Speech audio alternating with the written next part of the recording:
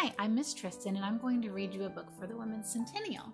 This is called The Voice That Won the Vote, How One Woman's Words Made History by Elisa Boxer, and read with permission from Sleeping Bear Press.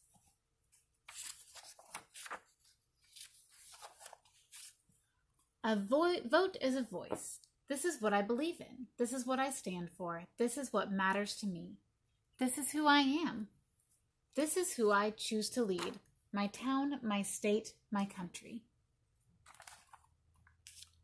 In 1920, women were still denied that voice. For nearly 75 years, they had organized meetings, marched in parades, carried signs, and made speeches demanding their right to vote. "Say yes to suffrage," they shouted. They wore yellow roses. Yellow means yes. But they were silenced. Other voices drowned them out. Troublemakers, uncivilized. Female voters will surely cause chaos. Women with a voice in politics? Nonsense. The only vote a woman needs is the vote to choose her husband. But, nestled in a valley on a farm in East Tennessee, one woman was determined to have a voice and a vote. Feb Byrne was known around town as smart and strong-willed. At a time when most women didn't go to college, Feb did. She graduated and became a teacher. She read newspapers, magazines, and books. She loved to learn. Feb Byrne was especially fascinated by laws and the people who made them. Every year on election day, the men who worked on her farm would head out to town hall to cast their votes. And every year, Feb Byrne would watch them go. She was sick and tired of staying home, shut out of the process. So, one day she sat on her front porch with some paper, a pen, and a plan. "Dear son," she began. A few days later, a letter arrived on the desk of the youngest lawmaker in Tennessee.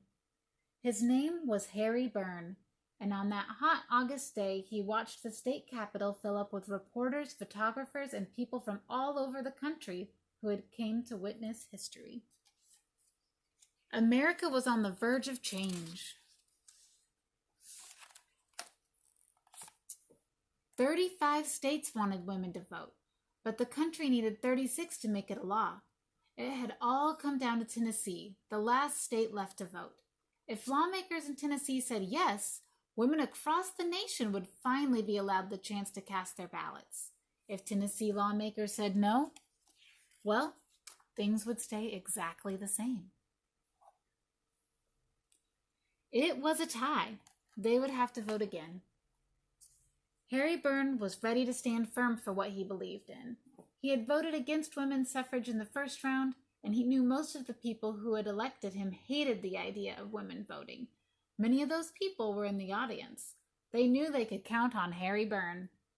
After all, the proof was right there on his jacket, a red rose, symbolizing the symbol of keeping women in the home and out of the voting booth.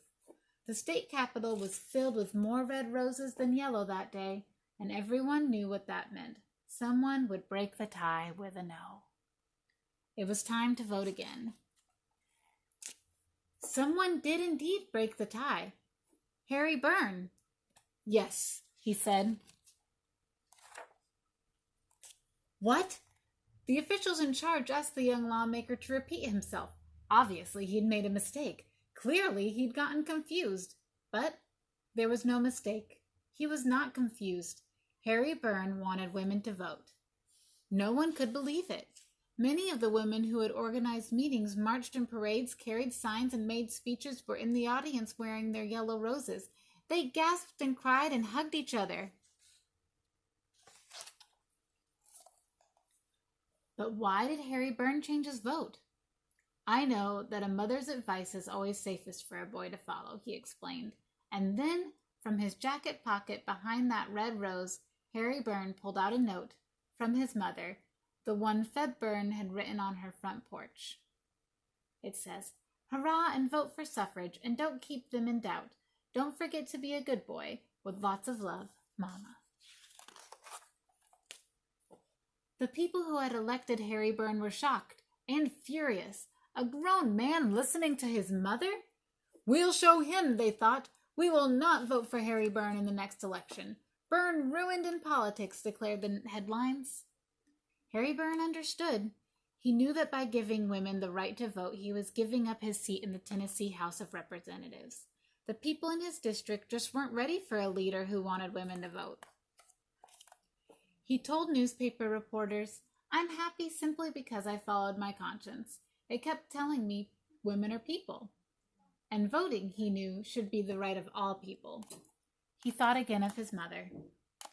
"So I made a choice," he said, explaining that standing up for what he believed in was more important than winning the next election. It took courage, and courage has a way of making things right. Election day came. When the campaigns were over and the votes were counted, the new state representative was announced. Harry Byrne! He kept his seat in the Tennessee legislature, kept standing up for equal rights, and no one was prouder than the woman who, without speaking a word, gave all women a voice. And there's a picture of her right there.